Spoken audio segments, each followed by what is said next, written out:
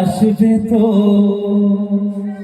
যদি কোনদিন আসরে আবার আমরা গজল গাইতে আসি। আমার সঙ্গে নাচিলে ভালো মনে হয়। তোমরা আসবে তো ভালোবাসবে তো ও মাঝি রে পার করে দে নবীর দ্বারে খুশির দ্বারে। তো মঞ্জুর আলম সাহেবকে আমার ছোটবেলা থেকে আমি এসকে হাবিব সাহেব, মঞ্জুর আলম সাহেব এবং শাকিল আনসারী সাহেব অলরেডি আমার কদিন আগে আম্পা পরিবারের ক্যামেরায় শাকিল আনসারী সাহেব এবং এসকে হাবিব সাহেবের প্রোগ্রাম হয়েছিল। আর আল্লাহ আমার এই দিনটা বাকি রেখেছিল মঞ্জুর আলম সাহেবের সাথে প্রোগ্রামটার জন্য। তো মঞ্জুর আলম সাহেবকে আমি আমার পাশে পেয়ে অত্যন্ত আনন্দিত এবং ইসলামী গজল জগতে আরো একটা প্রোগ্রাম আমি করতে যাচ্ছি, মানে টিভিতে একটা রিয়েলিটি শো।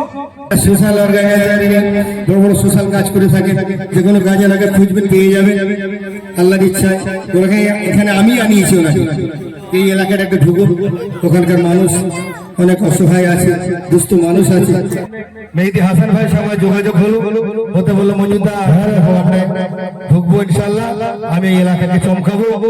ওনাদের যা কিছু দুঃখ বেদনা আছে, কষ্ট আছে আমাকে জানাবে, আমি 100% চেষ্টা করবো ওনাদের পাশে থাকা। এরা মহান মানুষকে পেয়েও আমিও খুশি, কারণ আমরা দুজনে কোনোদিন একসঙ্গে একত্রিত হতে পারিনি, আজকে হতে পারে আমি গর্বিত। আমাদের সাদা ভাইকে কমিটির পক্ষ থেকে আহ্বান করবো মঞ্জুর আলম সাহেবকে বরণ করে নেওয়ার জন্য। আমি একটু বিদায় নেব আপনাদের কাছ থেকে। এইখানে আমার আশা, অ্যাকচুয়ালি মঞ্জুর আলম সাহেব সকাল 8টায় আমাকে ফোন করেছিল একদিন, যে ওখানে মানুষের খুব অসুবিধা, গ্রাম্য এলাকা, ওখানে মানুষের বিপদ সমস্যা বিভিন্ন রকম এসে যায়, তো আম্পা পরিবার যেন এখানে পরিষেবা দেয়। তো মঞ্জুর আলম সাহেবকে আমার ছোটবেলা থেকে আমি এসকে হাবিব সাহেব, মঞ্জুর আলম সাহেব এবং শাকিল আনসারী সাহেব অলরেডি আমার কদিন আগে আম্পা পরিবারের ক্যামেরায় শাকিল আনসারী সাহেব এবং এসকে হাবিব সাহেবের প্রোগ্রাম হয়েছিল। আর আল্লাহ আমার এই দিনটা বাকি রেখেছিল মঞ্জুর আলম সাহেবের সাথে প্রোগ্রামটার জন্য।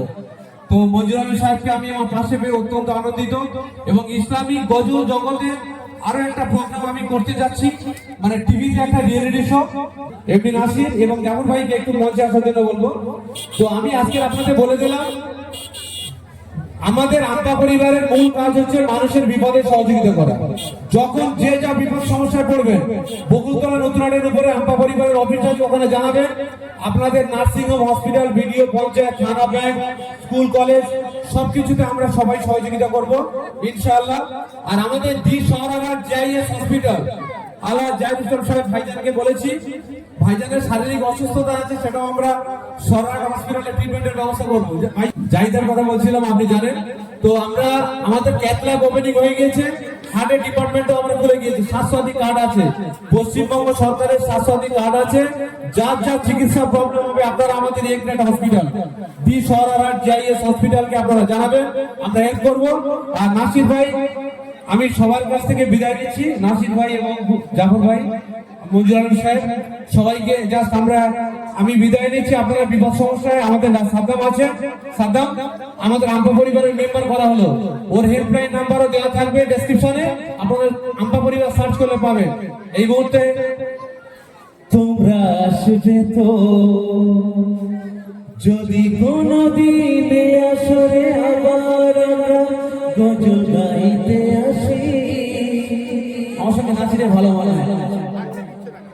তোমরা আসবে তো ভালোবাসবে তো ও মাঝি রে পার করে দে নবীর দ্বারে খুশির দ্বারে। Thank you.